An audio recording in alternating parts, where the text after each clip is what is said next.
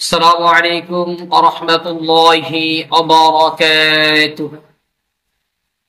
نحمده ونصلي على رسوله الكريم.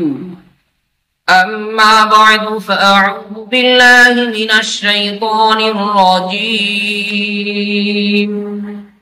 بسم الله الرحمن الرحيم. فاذكروني أذكركم واشكروا لي ولا تكفرون. صدق الله المولانا العظيم. সম্মানিত দিনী ভাই বোনেরা, আপনারা আশা করি কেমন আছেন?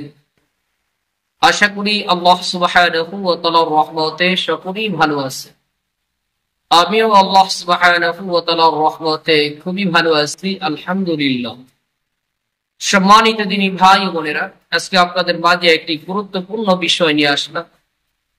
বিষয়টি অত্যাধিক চমৎকার এবং খুবই গুরুত্বপূর্ণ বিষয় এবং পরীক্ষিত একটি বিষয়। যে আমলে কথাটি বলবে আমলটি বহু পরীক্ষিত।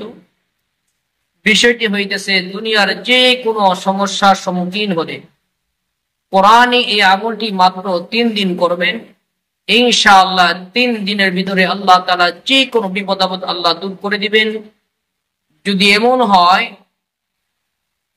এই মুহূর্তে আপনার এই জিনিসের প্রয়োজন, কিন্তু কোনোভাবে এই জিনিস আপনার কাছে নাই বা আপনার দ্বারা সম্ভব না এই জিনিসটাকে সংগ্রহ করা, তখনও যদি আপনি কোরআন এই আমলটি করেন তো আল্লাহ তাআলা কুদরতের মাধ্যমে আপনার সেই জিনিসের ব্যবস্থা করে দিবেন ইনশাআল্লাহ।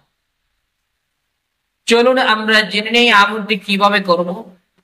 যারা কোরআনে কারীম পড়তে পারি তারা আমলের শুরুতে প্রথমে কয়েকবার ইস্তেগফার ও দুরূদ শরীফ পাঠ করে সূরা ইয়াসিন আমরা 1 বার বা 3 বার তেলাওয়াত করব। এরপর একটা তাসবিহ হাতে নিয়ে অথবা যে দানা আছে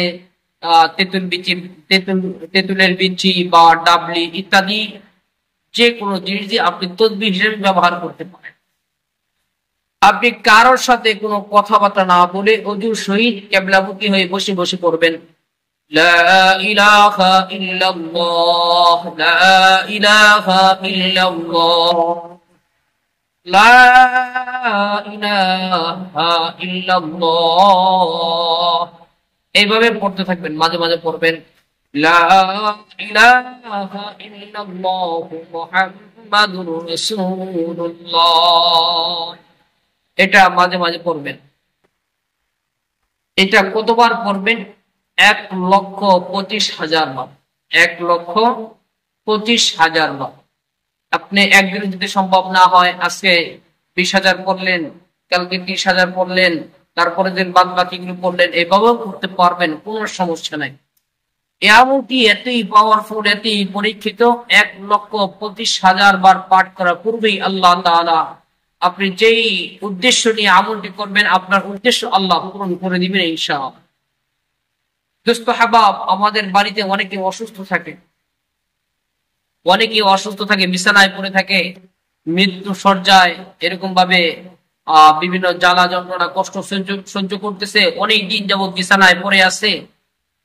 তখনও যদি আপনি তার উদ্দেশ্যে করে এই খতমটি তেলাওয়াত করেন, এই আমলটি করেন, এটাকে বলা হয় খতমে তাহলিল।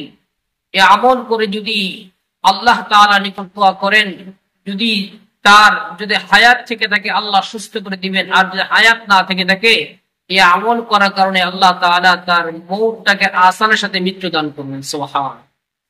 কাজী আসুন আমরা এই আমলটি করার চেষ্টা করি, নিজেরাও করব এবং এই আমলটি আমরা অন্যের নিকট শেয়ার করে জানিয়ে দিব যাতে তারও আমল করতে পারে। আল্লাহ তাআলা জাল্লা শানুহু আমাদেরকে আমলটি করার তৌফিক দান করুন, আমিন। আসসালামু আলাইকুম ওয়া রাহমাতুল্লাহি ওয়া বারাকাতুহু।